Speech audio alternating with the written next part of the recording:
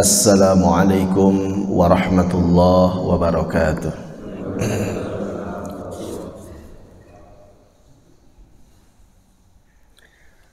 Alhamdulillahilladzi arsala rasulahu bil huda wa dinil haqq liyudhhirahu 'ala dini kullihi walau karihal kafirun.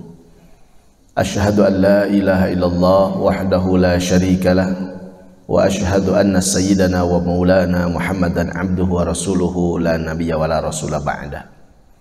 Allahumma fassalli wa sallim ala hadha nabiyyil karim Muhammad wa ala alihi wa sahbihi ajma'in, amma ba'd. A'udzu billahi as-sami'il 'alim minasy syaithanir rajim. Bismillahirrahmanirrahim. Iqra bismi rabbikal ladzi khalaq, khalaqal insana min 'alaq. Al-ayah. Wa qala nabiyyuna sallallahu alaihi wasallam, majtama'a qaumun fi baitin min buyutillah yatluna kitaballah wa yatadarasunahu fima bainahum illa nazalat alaihimus sakinah wa ghasyiyatuhumur rahmah wa hafathumul malaikatu wa dzakarahumullahu fi man indahu. Au kama qala nabiyyu sallallahu alaihi wasallam. Shadaqallahul azim wa shadaqa rasuluhul karim wa nahnu ala dzalika minasy syahidin wasyakirin walhamdulillahi rabbil alamin. Alhamdulillah wa syukrulillah. Bapak-bapak jemaah kajian tafsir Masjid Darul Barokah yang dimuliakan Allah Subhanahu wa taala. Alhamdulillah pada pagi hari ini Allah Subhanahu wa taala masih memberikan kepada kita panjang usia, kemudian memiliki kelapangan dan dicondongkan hati kita kepada kebaikan. Mudah-mudahan setiap helaan nafas, setiap langkah kita menuju tempat ibadah, kemudian kita lanjutkan dengan kajian tafsirul Quran pada pagi hari ini, mudah-mudahan menjadi bingkisan yang terbaik kepada Allah Subhanahu wa taala dan dibalas dengan ampunan atas dosa-dosa kita semua. Amin ya Allah ya rabbal alamin. Salawat dan salam semoga selalu terlimpah dan tercurah kepada baginda agung Muhammad sallallahu alaihi wasallam, kepada seluruh keluarganya, para sahabatnya, para tabi'in wa tabi'at, sampai umat manusia yang mengikutinya sampai hari kiamat. Mudah-mudahan kita termasuk di dalamnya, umat yang akan dikenali oleh Nabi, diakui oleh Nabi sebagai umatnya, dan menjadi umat yang akan selamat melalui syafaatnya di yaumul qiyamah. Amin ya rabbal alamin. Baik bapak-bapak sekalian yang memuliakan Allah SWT, kita akan membuka kembali rahasia-rahasia yang terkandung di dalam Al-Quranul Karim. Rasulullah SAW telah menyampaikan, khairukum man ta'allamal qur'ana wa 'allamahu. Sebaik-baik kalian adalah orang yang mempelajari Al-Qur'an wa 'allamahu, dan mengajarkannya kepada manusia. Jadi kita yang sama-sama belajar, kita niatkan semata-mata karena Allah, dan yang membacakan dan yang mendengarkan pun kita semata-mata karena Allah SWT, dan kita niat untuk menyebarkan Al-Qur'an. Mudah-mudahan kita menjadi orang-orang yang terbaik di dalam pandangan Allah Subhanahu wa taala. Yang saya akan buka pada kesempatan pagi hari ini adalah tafsir daripada suratul Alaq, yaitu surat Al-Alaq, ya. Surat Al-Alaq atau disebut dengan surat Iqra, atau yang ketiga disebut dengan surat Al-Qalam. Jadi surat ini memiliki 3 nama. Jadi kalau sesuatu memiliki nama-nama samaran, biasanya itu sesuatu yang luar biasa. Mungkin bapak-bapak juga ada yang terkenal dengan nama yang lain juga. Mungkin ada 2 atau 3 buah nama, ya. Ujang Pelek, nah seperti itu ya. Gitu. Asep Jebrag, misalkan, banyak gitu. Gitu. Ujang Baso, berarti ahli baso dia tuh. Jadi dengan nama-nama yang lain, itu berarti orangnya orang yang ahli, ya, atau orang yang bukan sembarangan. Maka surat ini pun ya, dikatakan oleh para alim ulama ahli tafsir bahwa dia memiliki 3 nama. Yang pertama adalah surat Al-Alaq, karena di dalamnya ada kata alaqah yang bermakna sekerat daging atau sepotong daging atau sepotong darah. Kemudian ada yang disebut dengan surat Al-Qalam, karena di dalamnya bercerita mengenai kolam atau pena. Kemudian yang ketiga ada yang menyebut dengan surat Iqra, karena diawali dengan kata Iqra. Maka kita mulai saja surat Iqra ini, atau surat Al-Alaq atau surat Al-Qalam. Ya, kita sama-sama membacanya terlebih dahulu supaya ada keberkahan dan kita lebih jelas dalam mempelajari ayat-ayat, satu ayat dengan ayat yang lain. A'udzu billahi minasyaitonir rajim. Coba.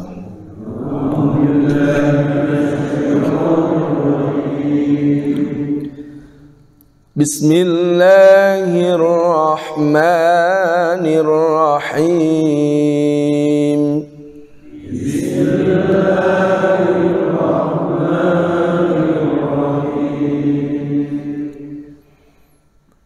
Iqra bismi rabbikal ladzi khalaq.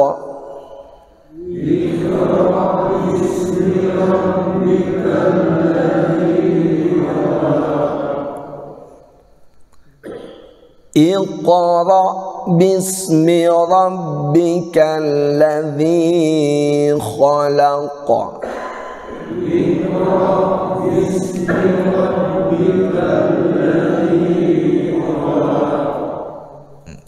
Kholaknya pakai kha ya, jangan holak, jangan kosong. Khalaqa. Khalaqal insana min 'alaq.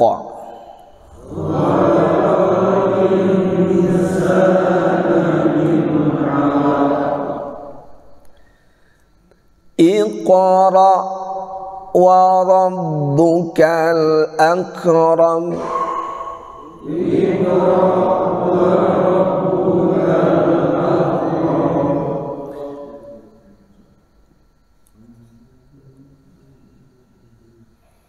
Alladzi 'allama bil qalam.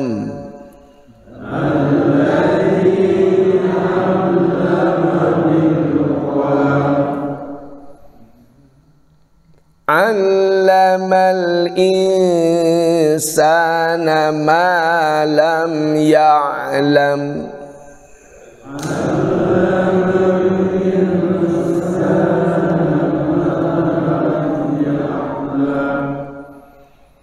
Kalla innal insana la yatgha.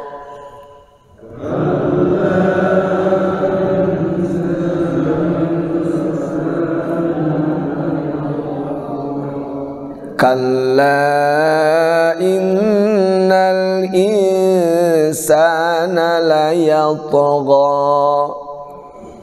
Kalla innal insana la yatgha. Ar-ra'ahu istaghna.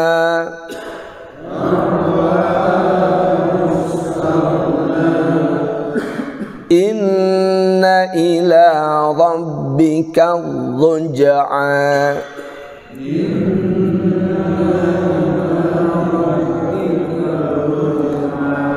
Inna ila rabbika ruj'a.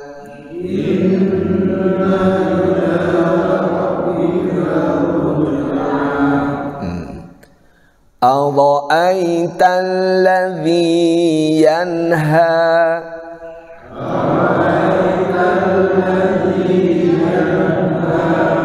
Bukan ara'aita tapi ara'aita.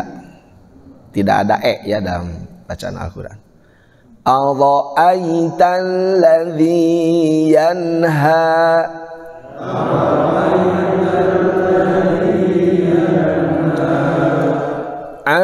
abdan idza shalla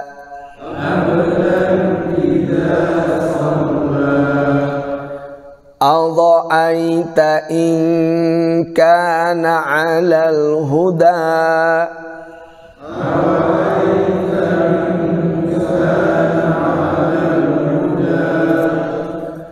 au amara bittaqwa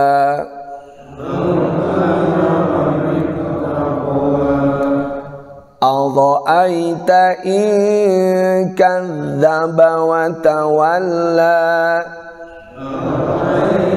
in kadzdzaba wa tawalla alam ya'lam bi anna Allah yara alam ya'lam bi anna Allah yara kalla la illam yantahi amma maaf kalla la illa nasfa'an bin nasiyah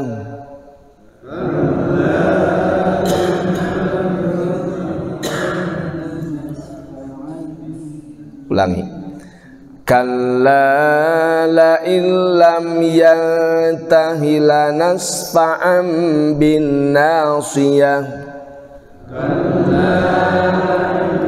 lam yantahi lanasfa'an bin nasiyah nasiyatin kadhibatin khati'ah nasiyatin kadhibatin khati'ah falyad'u nadiyah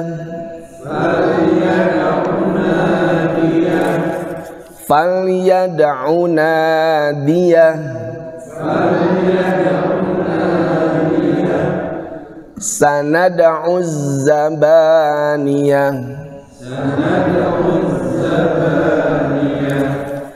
kalla la tuti'hu wasjud waqtarib kalla la tuti'hu wasjud waqtarib waqtarib ya Masya Allah Allahumma arhamna bil Quran. Surat ini adalah makiyatun, adalah surat yang bergenre ya makiyah. Jadi surat ini diturunkan di kota Makkah yang memiliki tis'a asyarata ayatin, yang memiliki 19 ayat. Yang pertama adalah ya, demikian itu disampaikan oleh Imam Al-Bukhari bahwa surat ini diturunkan di Mekah dan di satu gua, yaitu gua Hira, Bighari Hira, itu dalam riwayat Imam Al-Bukhari. Bismillahirrahmanirrahim. Iqra bismi rabbikal ladzi khalaq. Iqra ini fi'il amar atau kata perintah, bacalah. Bismi rabbikal ladzi khalaq, bismi rabbika dengan menyebut nama Rabbmu, alladzi zat khalaqa yang telah menciptakan. Maksudnya menciptakan di sini menciptakan al-khalaiq, yaitu menciptakan para makhluk. Bacalah engkau olehmu wahai Muhammad. Ini adalah perkataan daripada malaikat Jibril alaihissalam ya kepada baginda Nabi Muhammad sallallahu alaihi wasallam. Baca bismi rabbika dengan nama Rabbmu alladzi khalaq yang telah menciptakan seluruh makhluk.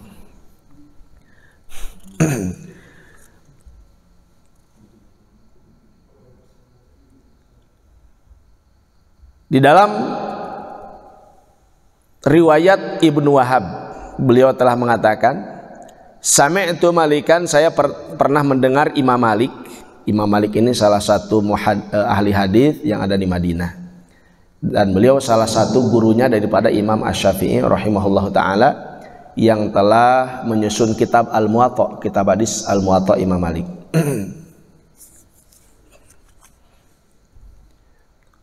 Imam Malik pernah mengatakan, innama ullifal Qur'anu ala ma kanu yasma'unahu min Rasulillah sallallahu alaihi wasallam. Sesungguhnya Al-Qur'an itu sudah disusun, ya, sudah disusun surat demi surat, ayat demi ayat itu sesuai dengan apa yang mereka, yaitu para sahabat, mendengarnya dari Rasulullah sallallahu alaihi wasallam. Ya. Kemudian disampaikan juga oleh Ibnu Al-Anbari dalam kitab Ar-Raddu, sesungguhnya Allah Subhanahu wa taala telah menurunkan Al-Qur'an jumlatan ila sama'id dunya, yaitu satu kumpulan ke langit dunia. Jadi hadirin Allah Subhanahu wa taala, susunan Al-Qur'an dari surah Al-Fatihah sampai An-Nas, ya, itu bukan berarti turunnya itu Al-Fatihah dulu kemudian Al-Baqarah, bukan, ya. Penyusunan Al-Quran tidak disesuaikan dengan asbabun nuzul, tetapi penyusunan Al-Quran dari surat ke surat, dari ayat ke ayat, itu ditulis oleh Utsman bin Affan radhiyallahu taala anhu, disusun oleh beliau sesuai dengan apa yang mereka dengar dari Rasulullah sallallahu alaihi wasallam. Seperti surat Iqra. Iqra ini adalah surat pertama yang diturunkan kepada baginda Rasulullah sallallahu alaihi wasallam, tapi terletak di mana? Juz keberapa ini? Juz ke-30. Kenapa tidak disimpan di awal? Ya, karena para sahabat menyusun Al-Quran itu tidak sesuai dengan asbabun nuzul, tetapi susunan Al-Quran itu langsung mereka dapatkan dari baginda Rasulullah sallallahu alaihi wasallam. Nabi sendiri yang telah memerintahkan surat ini di sini, surat ini di sini, surat ini di sini, sesuai dengan nizam, dengan aturan dan susunannya. Oh, subhanallah. Demikian juga di dalam perkataan daripada Ibnu Al-Anbari sebagai ahli Al-Quran, sesungguhnya Allah Ta'ala telah menurunkan Al-Quran ini jumlatan ila sama'id dunya, sekumpulan, satu himpunan ke langit dunia.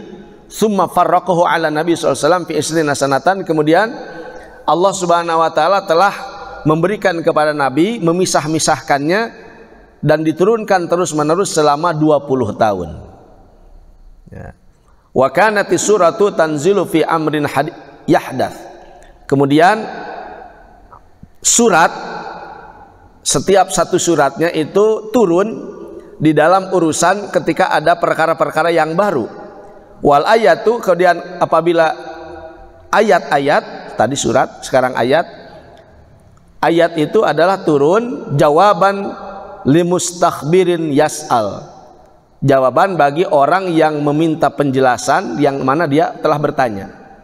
Jadi kalau ada sesuatu kejadian yang baru, datang surat ini. Kalau datang kejadian yang baru, ya datang surat ini. Sementara yang di dalamnya, yaitu ayat-ayat, itu terpicu karena ada sesuatu pertanyaan, biasanya seperti itu. Sedangkan ayat-ayat yang di dalamnya itu terpicu karena sebuah argumen, ada argumen kepada Rasulullah Shallallahu Alaihi Wasallam, maka baru ayat itu turun. Sedangkan surat itu biasanya turun dikarenakan ada penyebabnya, yaitu satu kejadian yang baru. Ada kejadian yang baru, turun surat ini. Ya, antara satu ayat dengan ayat yang lain, kadang-kadang di satu tempat datang ayatnya. Setelah lama, kadang-kadang ada kejadian lagi datang ayatnya pada satu surat yang sama, seperti itu. Jadi surat itu terpicu karena sesuatu kejadian yang baru. Kemudian kalau ayat itu terpicu dikarenakan ada argumen atau ada pertanyaan orang yang minta penjelasan kepada baginda Rasulullah Shallallahu Alaihi Wasallam. Kemudian beliau juga mengatakan malaikat Jibril alaihissalam, ya, telah menempatkan surat-surat kepada Nabi Shallallahu Alaihi Wasallam dengan susunan-susunannya seperti yang ada dalam Al-Quran sekarang. Ya, jadi setelah satu jumlahnya itu sudah komplit, ya, maka malaikat Jibril alaihissalam telah menyusunkan kepada Nabi Shallallahu Alaihi Wasallam, dan Nabi pun menyampaikannya kepada para sahabat secara keseluruhan. Mana surat yang harus disimpan dari awal, yang di tengah, dan yang di akhir. Maka dikatakan oleh para alim ulama, fangtidomus suwar kangtidomil ayat wal huruf. Sesungguhnya susunan surat-surat itu sama halnya seperti susunan-susunan atau urutan-urutan ayat-ayat dan huruf-huruf. Itu kan ayat, kalau satu surat ayat pertama apa, ayat kedua apa, ayat ketiga apa, itu sudah tersusun. Demikian juga surat-surat itu sudah tersusun seperti susunannya daripada ayat-ayat Al-Quran. Artinya sudah rapi dari Al-Fatihah sampai An-Nas. Itu sudah rapi, susunannya memang sudah seperti itu yang disampaikan oleh Rasulullah SAW. Maka karena dalil tentang ketersusunan surat, ketersusunan ayat ya dalam Al-Quran, maka faman akhara suratan, barang siapa yang mengakhirkan satu surat yang seharusnya dikedepankan, atau sebaliknya mengedepankan surat yang seharusnya diakhirkan, itu sama kaman afsada nazmal ayat, seperti orang yang telah merusak runtuyan atau susunan daripada ayat-ayat Al-Quran. Wa ghayyarul huruf, dan merusak huruf-huruf daripada Al-Quran. Misalkan ada satu cetakan Al-Quran ya, di cetakan ini berbeda, dia mah awalnya itu adalah surat Ali Imran terlebih dahulu, atau dia tulis surat Iqra dulu karena yang pertama, kemudian surat selanjutnya, kemudian surat Al-Muzammil karena setelah surat Iqra ya surat Al-Qalam atau surat Al-Alaq, surat yang kedua itu adalah surat Al-Muzammil, itu yang kedua. Kemudian surat yang lain lagi sesuai dengan asbabun nuzulnya, sebab-sebab turunnya Al-Quran. Maka dia telah merusak susunan Al-Quran yang rapi, yang telah disusun sendiri langsung oleh Rasulullah Sallallahu Alaihi Wasallam, sebagaimana yang dia dengar dari malaikat Jibril Alaihissalam atas perintah Allah Subhanahu wa Ta'ala. Itu dalilnya sudah jelas. Makanya disunatkan bagi orang yang membaca Al-Quran itu sesuai dengan urutannya masing-masing. Ya, setelah surat ini ya. Kecuali dalam menghafal. Bapak-bapak kalau mau menghafal Al-Quran itu biasanya untuk dengan dalil mempermudah untuk menghafal, maka biasanya di pondok-pondok tahfidz itu lebih mengedepankan juz amma. Nah, lebih mengedepankan juz amma. Itu bukan berarti mendahulukan juz amma dan menyingkirkan surat yang lain, bukan. Karena tetap itu susunannya tetap seperti itu. Hanya untuk mempermudah hafalan, yang pertama adalah juz amma. Ya, juz 30 dari amma yatasaalun, surat An-Naba, kemudian juz ke-28, kemudian juz ke-29, kemudian baru ke juz 1 ya, yang pertama, kemudian surat-surat pilihan. Surat-surat pilihan saja itu sudah satu juz. Seperti surat apa yang biasa kita baca, Yasin, apalagi Al-Mulk. Surat apa lagi yang sering dibaca? Al-Waqi'ah, apalagi Ar-Rahman. Nah, kemudian Alif Lam Mim Sajadah yang biasa kita baca malam, surat Al-Mulk, As-Sajadah ya.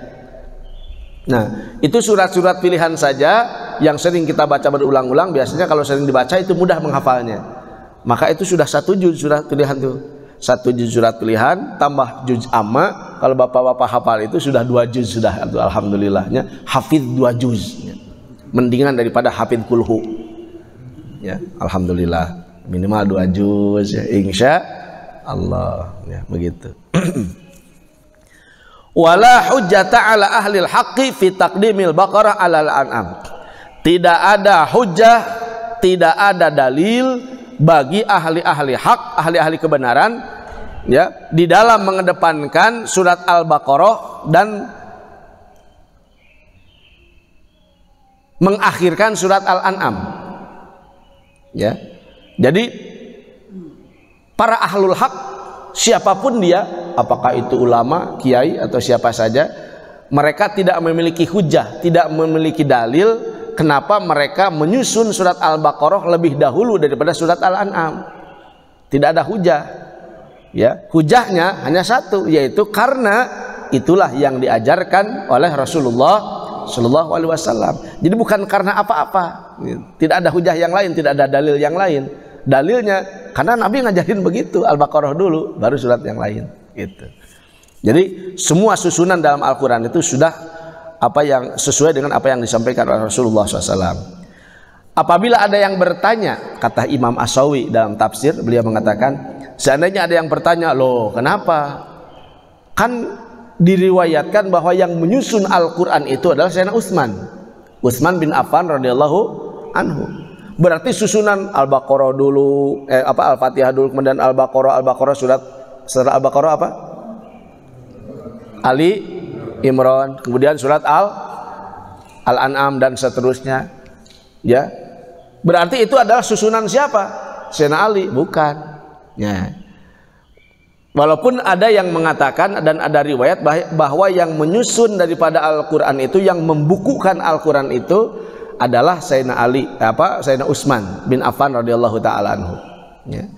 Maka dijawab oleh para ulama, Sayyidina Utsman bin Affan radhiyallahu anhu dia menyusun Al-Qur'an bukan berarti dia berijtihad ya dengan keinginannya sendiri merapikan Al-Quran dan mendahulukan surat Al-Baqarah kemudian surat-surat yang lain, itu tidak seperti itu.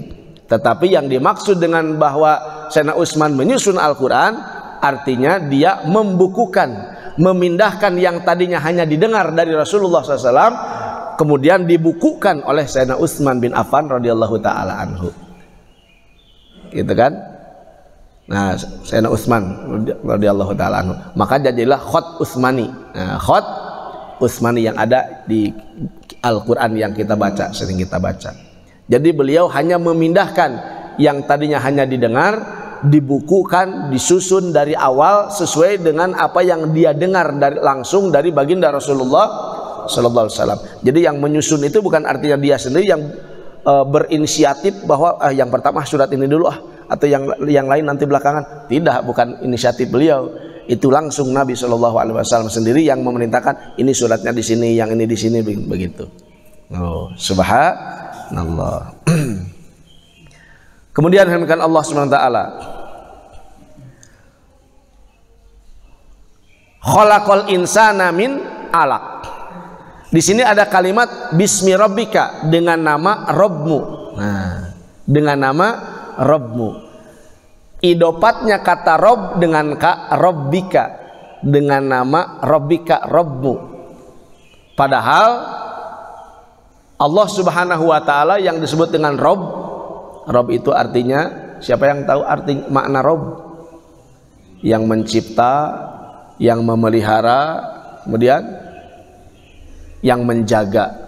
Robbun, seperti Robbun nas, artinya pencipta manusia atau penjaga manusia, gitu ya. Penjaga yang merawat daripada manusia, itu kata Rob. Nah, Rob di sini dikatakan, kenapa Allah tidak mengatakan Rob yang lain? Kok Rob kamu? Gitu. Kok Rob kamu? Kan Allah itu Rob semua orang, Rob makhluk, gitu. Kenapa di situ dikatakan bismi rabbika, dengan nama Robmu?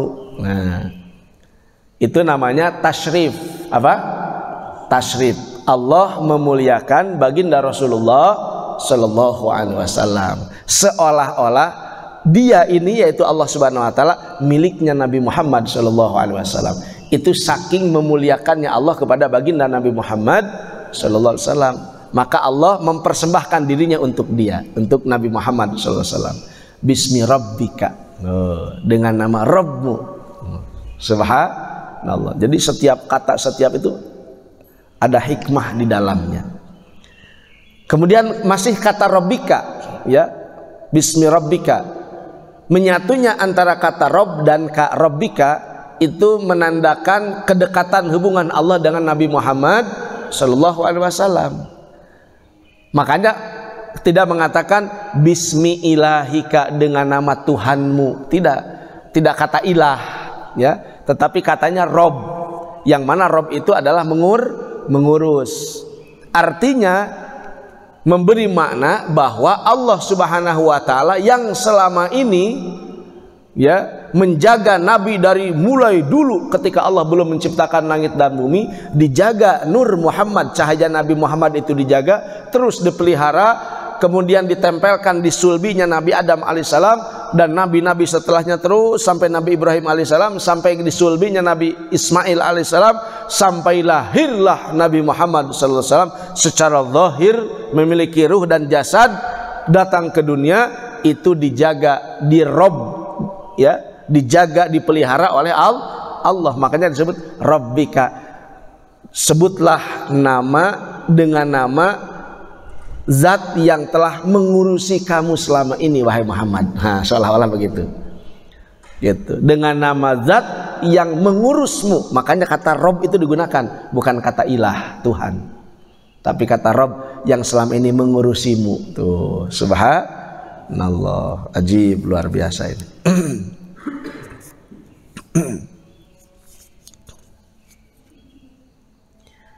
Kemudian kan Allah Subhanahu wa taala di dalam hadis riwayat Imam Bukhari sebenarnya.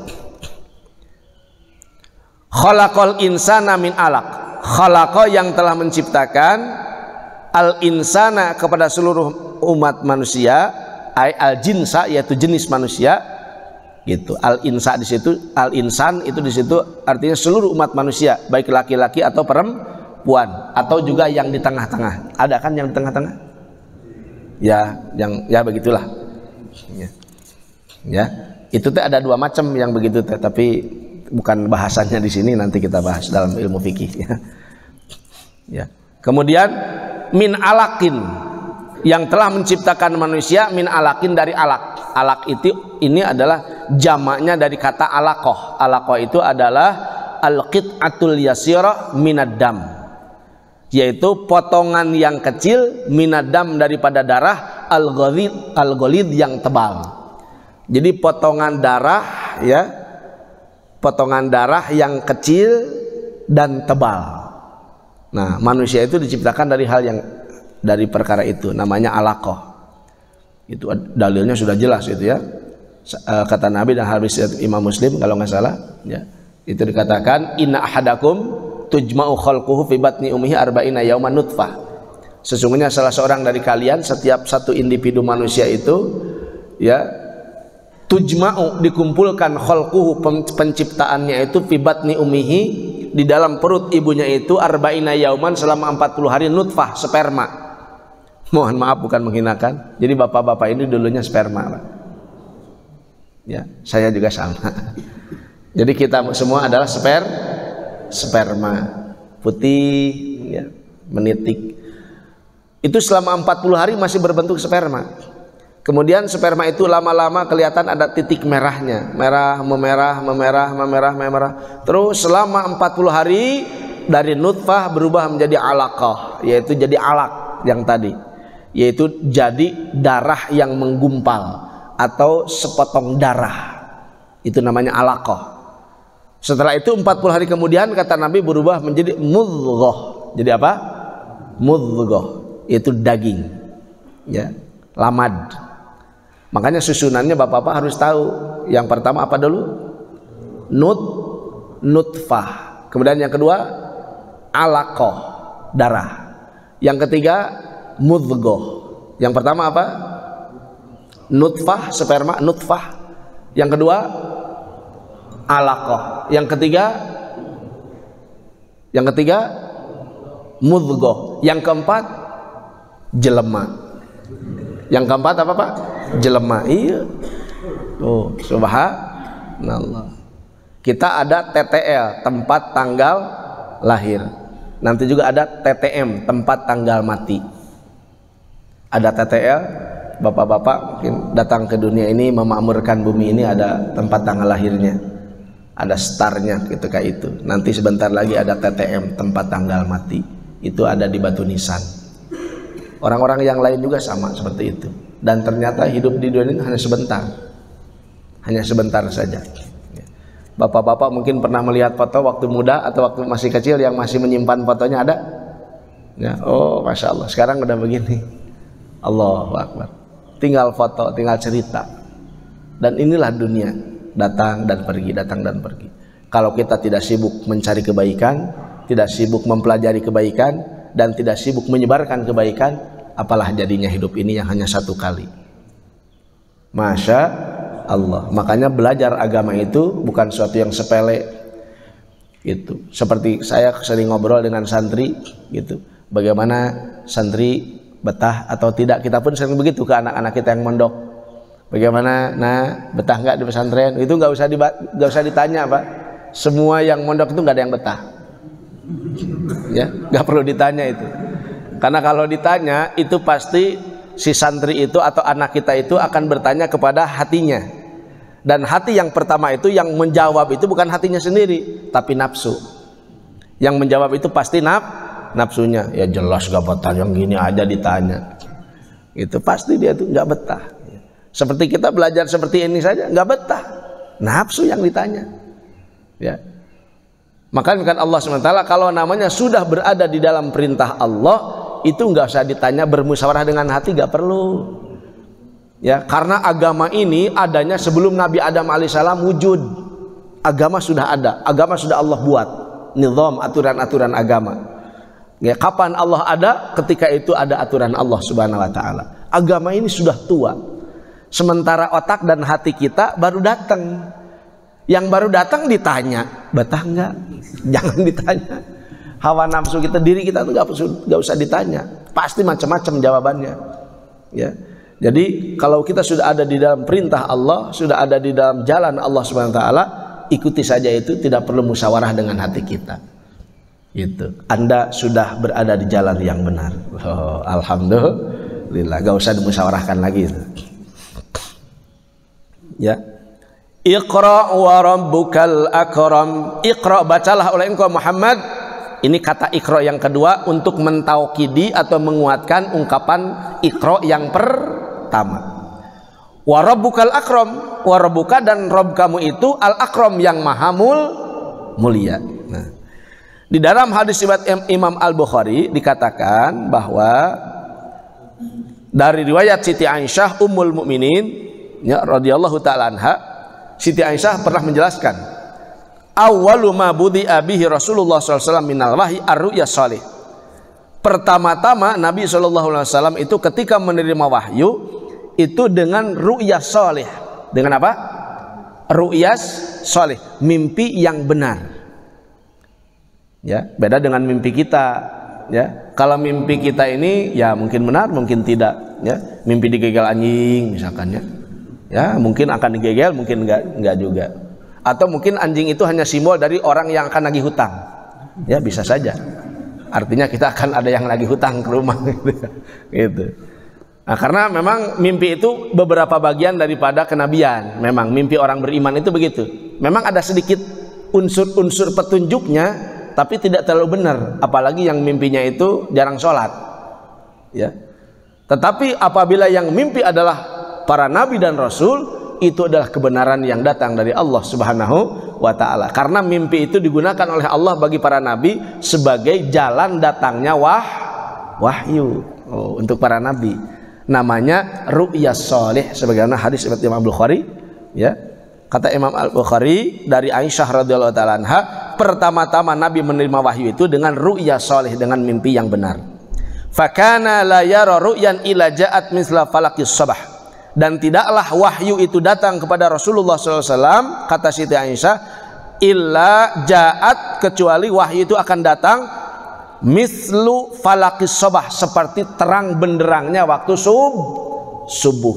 Ketika subuh dari gelap datang ke terang, kan suka ada kokolenyayan gitunya. Naon atuh namina teh. Ya. Perubahan antara dari gelap datang siang.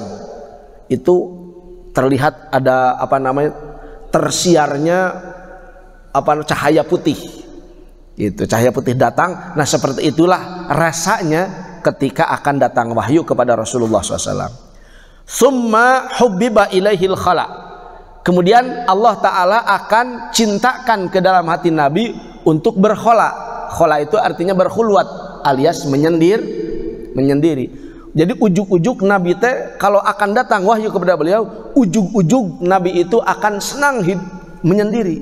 Nah, senang menyendiri. Kemudian fakana yakhlu bi ghari Hira.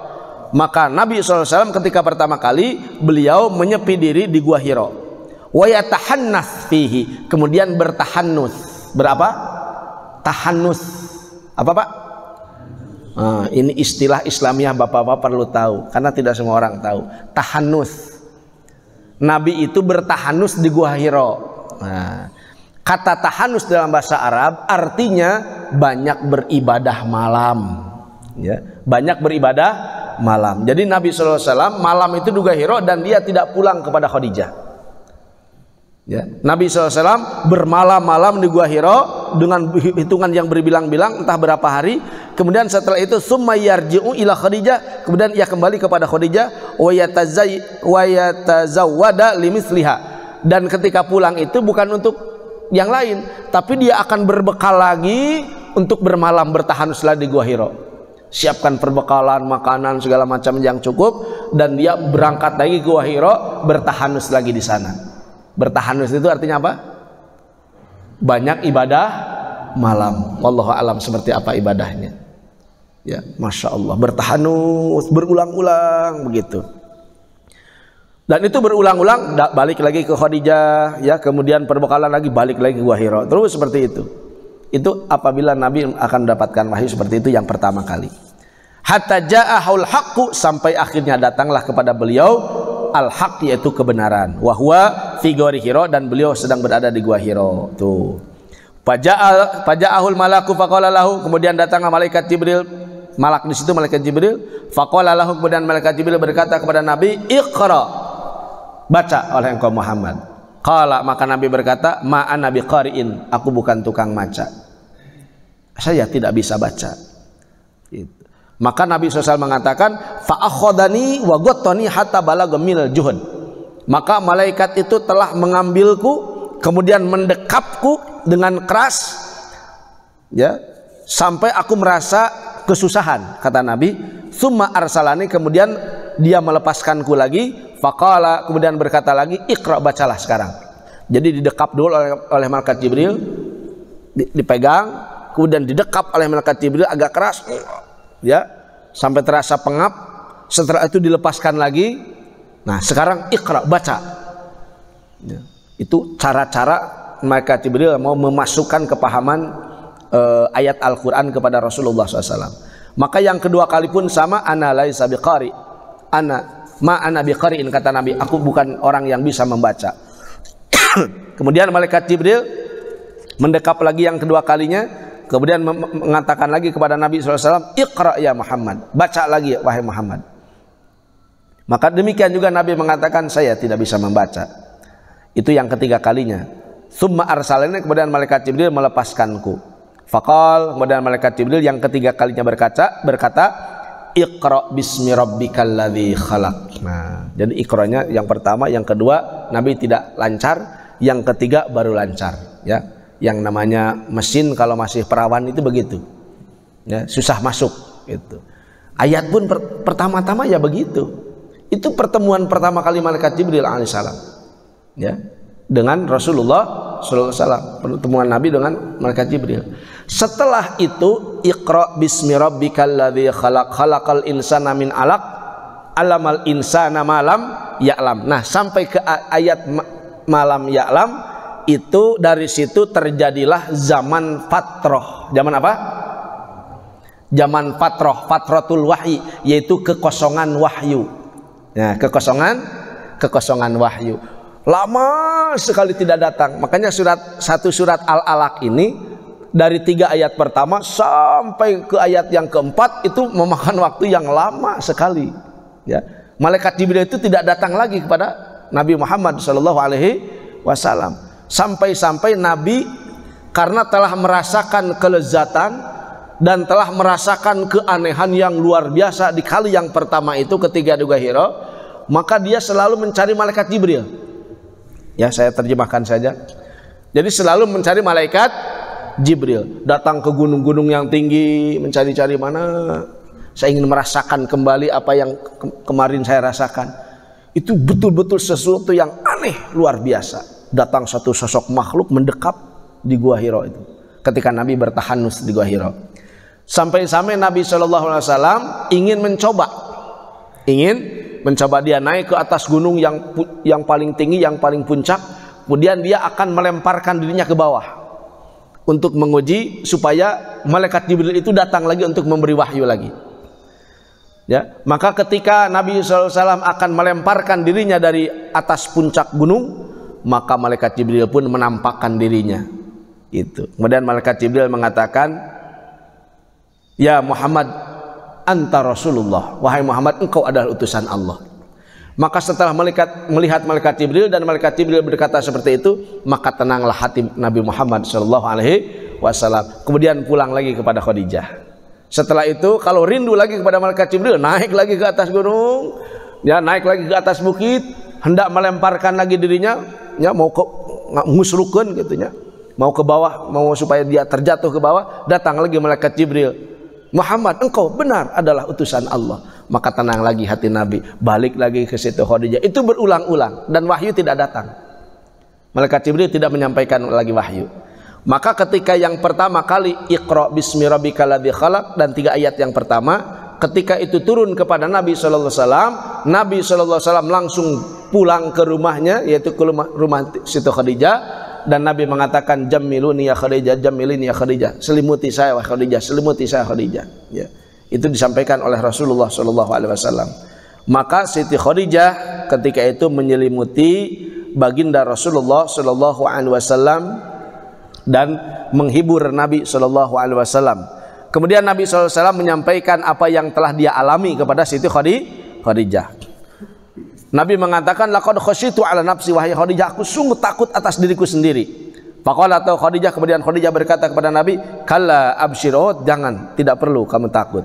Absyir, berbahagialah. Fa wallahi, maka demi Allah, la yahzunukallahu abadan, Allah tidak akan membuat kamu sedih selama-lamanya.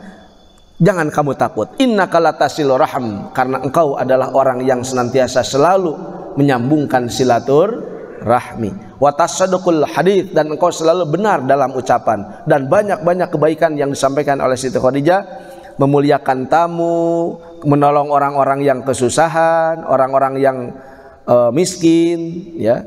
Maka akhirnya setelah dihibur oleh Siti Khadijah seperti itu, maka berangkatlah ketika itu Siti Khadijah bersama Rasulullah SAW sampai datang ke Waraqah bin Naufal bin Asad bin Abdul Uzza bin Qusay, yaitu putra pamannya Siti Khadijah, yang mana beliau ini adalah yang beragama Nasrani, yang mana beliau itu pernah mengumpulkan atau menyusun kitab Injil dengan bahasa Ibrani, ya.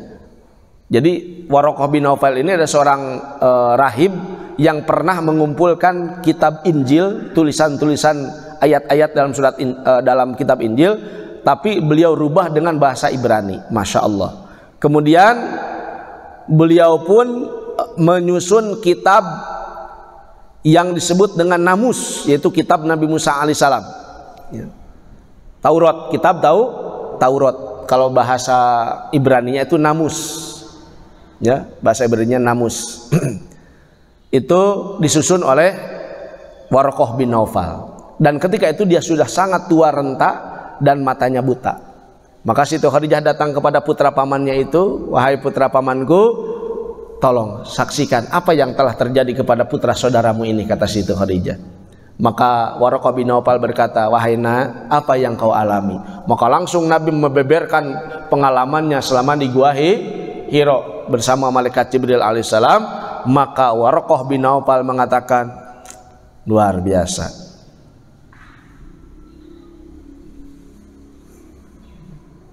Hadza Namus, ini sesuai dengan Namus, kata apa? Kata Waraqah bin Naufal, apa yang kamu baca yang datang kepadamu ini adalah sama dengan Namus, yaitu yang telah turun kepada Nabi Musa alaihis salam. Ya laitani fiha jaz'an, betapa inginnya ketika nanti engkau sudah jadi, aku masih muda dan ada bersamamu, dan aku menginginkan seandainya aku ini masih hidup ketika kaummu akan mengusirmu. Maka Nabi SAW berkata, apakah kaumku akan mengusirku? Nah, maka Waraqah bin Naufal mengatakan, benar, seluruh orang-orang yang telah menerima apa yang telah datang kepadamu, mereka semua diusir oleh kaum mereka, dan kaum mereka telah bertindak buruk kepada mereka. Oh, subhanallah. Nukarar itu Muhammad disariksa, ya. Orang yang dulu-dulu saja yang banyak menerima kalam-kalam seperti itu, yang seperti Nabi Musa, nabi-nabi sebelumnya, itu sama, mereka diusir oleh kaumnya. Oh, masya Allah. Itu keinginan daripada Waraqah bin Naufal. Dan Waraqah bin Naufal keinginannya itu hanyalah sebatas keinginan dan beliau tidak Islam. Kenapa? Karena dia meninggal ketika zaman fatrah. Zaman fatrah itu kekosongan wahyu, yaitu ketika tiga ayat pertama surat Al-Alaq turun, itu terjadi kekosongan, belum ada Islam, belum ada belum ada ajaran apapun, belum ada wahyu apapun. Setelah itu kosong, itu namanya zaman fatrah. Dan ketika itu pula ibunya baginda Rasulullah SAW termasuk Waraqah bin Naufal itu meninggal dunia. Ibu bapak Nabi Waraqah bin Naufal itu meninggal dunia ketika zaman fatrah, kekosongan wahyu, belum ada aturan-aturan Islam. Itu baru ikro saja begitu. Oh, masya Allah, bisa dipahami? Oh. Kemudian alladzi 'allama bil qalam, alladzi dzat 'allama yang telah memberitahukan, yang mengajarkan kepada manusia bil qalam dengan perantaraan qalam. Qalam itu pena.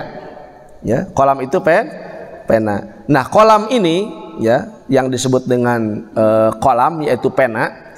Itu pena itu dikatakan oleh siapa di sini? Imam Qurtubi. Imam Al-Qurtubi beliau mengatakan al-aqlamu salah satun fil asli. Yang disebut pena itu asal muasalnya ada 3. Asal muasal pena ada 3. Gitu. Bapak-bapak dari mana mengenal pulpen atau mengenal pena? Dari mana? Ya, dari karena bergaul di sekolah dan sebagainya. Kalau sebelum-sebelumnya orang mengenal pena itu dari mana itu? Nah, secara asli asal muasal daripada pena itu sebetulnya hanya 3 kolam itu. Ya, kolam itu ada 3. Yang pertama al-qalamul awal alladzi khalaqallahu ta'ala biyadih. Yang pertama kolam atau pena yang langsung diciptakan oleh Allah Subhanahu wa ta'ala, wa amarahu an yaktuba fil lauhil mahfud, dan Allah Ta'ala memerintahkan kolam tersebut untuk menulis di mana? Di lauhul mahfud. Itu kolam bergerak sendiri, Pak. Itu terbuat dari nur, terbuat dari cahaya. Kalau dalam kitab yang lain seperti dalam kitab Daqaiqul Akhbar atau kitab-kitab yang lain banyak dimuat bahwa kolam itu terbuat dari nur, dari cahaya. Lauh mahfudnya pun dari cahaya, sama, dari cahaya. Kemudian tintanya pun dari cahaya. Ketika saat kolam itu nitik ke lauh mahfud, tok. Nah, setitik itu tok. Nah, setitik itu besarnya sama dengan dunia ini. Ya, kalau kita deketin, datang ke sana ke lauh mahfud langsung tok. Nah, ketika nitik itu besarnya itu sebesar dunia ini. Apalagi kalau sudah ngegaris begitu, wah, lebih besar lagi itu. Tulisannya seperti apa itu? Oh, luar biasa. Ya. Nah, itu kolam yang pertama, kolam yang diciptakan oleh Allah dengan zatnya, dengan kekuasaannya, dan Allah perintahkan untuk menulis di lauh mahfud. Kemudian yang kedua, kolamnya para malaikat, yang mana Allah telah perintahkan malaikat untuk menulis dengan kolam yang Allah ciptakan itu, menulis mengenai takdir-takdir manusia. Dulu ketika saya awal-awal ngaji tafsir di sini pernah disampaikan ada to'ir. Apa sih? To'ir itu apa Pak yang masih ingat? Nah, onnya baheula teh wah. Ya. Jadi kalau ngaji itu bawa tulisan, catatan. Makanya Allah itu mengajarkan dengan kolam. Allah saja mengajarkan dengan kolam menggunakan pena. Loh, manusia tidak dengan pena, makanya susah lupa. Susah ingat gitu. Karena tidak menggunakan kolam. Maka kolam itu penting. Karena dobet itu ada 2, ada dobtus sudur, ada dobtus sutur. Ada catatan fisudur di dalam hati, ya. Ada dobtus sutur, ada catatan dalam tulisan. Nah, kolam yang kedua ada kolam yang Allah Ta'ala gunakan, Allah Ta'ala berikan kepada malaikat, yang mana dengan kolam itu malaikat menulis catatan hidup manusia, namanya to'ir, yang menggantung di leher ketika kita masih bayi dalam kandungan janin, dalam kandungan ibu selama berapa? 4 bulan. Jadi selama 120 hari, makanya ada 4 bulanan ya, yang suka baca Al-Quran, segala macam surat-surat pilihan. Ketika sebelum menjelang 120 hari, itu hadisnya hadis surat Imam Muslim tentang 120 hari itu akan Allah Subhanahu wa Ta'ala tiupkan ruh, dan ketika menyatu ruh dengan jasad, Nah, ketika terasa begitu sama ibu-ibu, ya, mungkin bapak-bapak tidak pernah merasakan, paling ternya terlapar ya. Gitu, karena makannya sudah disiapkan di belakang. Nah, ibu-ibu ketika pertama, nah itu ketika tek. Nah, ketika getaran pertama itu langsung Allah Ta'ala perintahkan kepada malaikat, tulis uktub lahu arba'a kalimatin, tulis bagi dia 4 kalimat, kata Allah. Oh, yang pertama rizquhu, rizkinya. Yang kedua wa amaluhu, amalnya. Yang ketiga wa ajaluhu, ajalnya, tempatnya di mana dia akan mati, tahun berapa, hari apa, di mana tempatnya, detik keberapa, apa penyebabnya, semuanya. Dan yang keempat sa'idun aw syaqiyun, apakah dia ahli bahagia atau ahli celaka, itu sudah ada. Jadi malaikat Ijrail yang mau mencabut nyawa itu tinggal datang, lihat catatannya di sini. Kalau catatan rezekinya sudah mau habis, wah biasanya tinggal saleter deui tereh ya. Gitu. Catatannya kelihatan itu di leher langsung. Ya, jatahnya di sini sudah ada. Itu sudah ada. Nah, kolam yang dimaksud tersebut adalah kolamnya para malaikat. Itu kolam yang kedua. Pertama kolam Lauh Mahfud, yang kedua kolam malaikat, yang ketiga kolam yang digunakan oleh manusia yang suka biasa kita gunakan sebagai untuk menulis. Itu namanya kalam juga. Jadi kalam itu ada 3 yang dikenal di dunia ini. Makanya bukan Allah SWT makna daripada khot atau tulisan. Kemudian kalau bapak-bapak ingin tahu yang pertama kali orang nulis siapa? Coba ya, siapa yang tahu? Orang yang pertama kali nulis.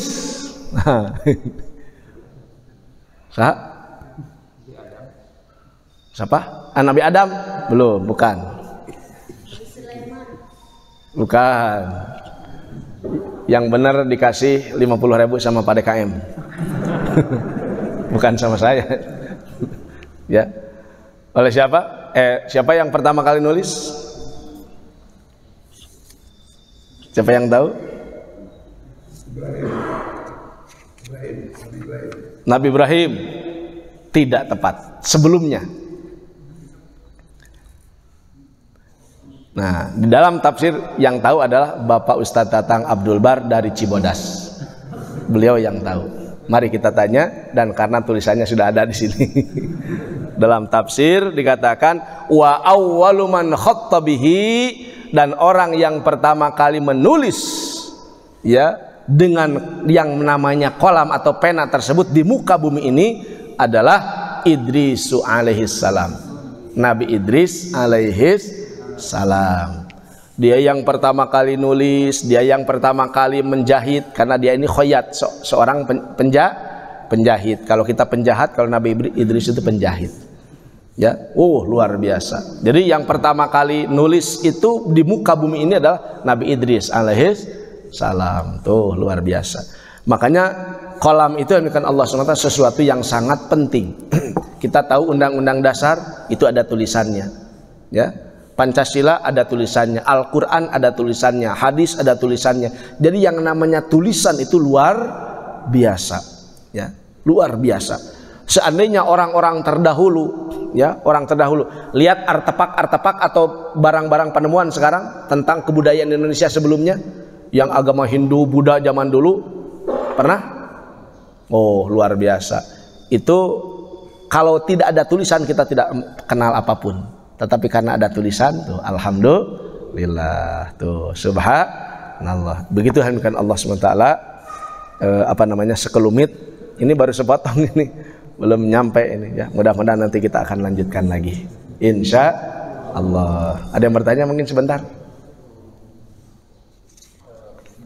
Mau bertanya nanti di depan. Siap, mangga. Siap, sambil ngopi nggak apa-apa. Allahumma sholli wa sallim wa barik ala Muhammadin wa ala alihi wa sahbihi ajmain. Allahumma alimnal kitab wa alimnal hikmah wa alimna ta'wil bi rahmatika ya arhamar rahimin. Allahumma alimnal kitab wa alimnal hikmah wa alimna ta'wil bi rahmatika ya arhamar rahimin. Allahumma alimnal kitab wa alimnal hikmah wa alimna ta'wil bi rahmatika ya arhamar rahimin. Allahumma ja'alna wa auladana wa dhurriyyatina min ahlil Qur'an. Allahumma ja'alna wa auladana wa dhurriyyatina min ahli hifdzil Qur'an. Allahumma ja'alna wa auladana wa dhurriyyatina min ahli amalil Qur'an. Allahumma ja'alna wa auladana wa dhurriyyatina min ahli nashril Qur'an. Allahumma barik lana bil Qur'an. Allahumma arhamna bil Qur'an wa barik lana bil Qur'an. Rabbana ighfir lana dhunubana wa kaffir 'anna sayyi'atina wa tawaffana ma'al abrar. Rabbana atina fid dunya hasanah wa fil akhirati hasanah wa qina adzabannar. Wa sallallahu ala sayyidina Muhammadin wa ala alihi wa sahbihi ajmain. Subhana rabbika rabbil izzati amma yasifun wa salamun alal mursalin walhamdulillahi rabbil alamin. Mohon maaf atas segala kekurangan. Wassalamualaikum warahmatullahi wabarakatuh.